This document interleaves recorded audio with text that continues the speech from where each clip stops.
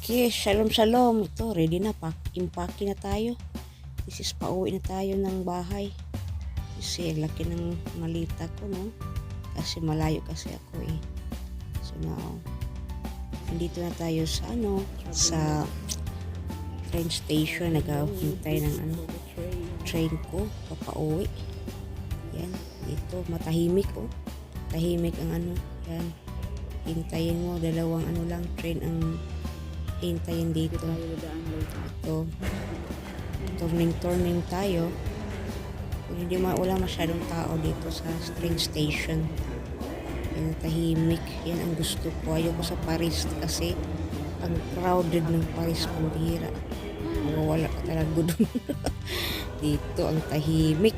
Tahimik talaga ang ang palibot nito sa paligid mo. Tahimik dito na train station. Very simple. So hintay ka, relax. Yan, ganun. Gusto ko kasi yan pag hintay ko sa train station ako. Yan ang train station dito. At saka na ito naman, naghintay ko sa palabas na. Talaga sa train na darating dito. Sumakay na ako. Ayan, mag-view ko sa labas. Ganun ang view sa labas eh. So yan. Simula nang magbiyahe ng 5 hours. Dito, dumating sa yung stopover ko at sumakay naman ulit ako ng another train station to connect going to our place. So ayan, tayo talaga ng 5 hours marating mo yung city na gusto mong uwian. Punta kasi ako sa Toulouse niyan. So yan, maganda ang weather, nagpa-blue sky, nakita mo paligid. Ito, kunti wala siya much na nagbabasa, nag-watch ng YouTube, ganun. O mga videos, yan, that's my study. So, magre-reading. So, yun lang ang gawin mo sa train kung nasa malayo, mataas ang biyahe mo. So, ganyan ka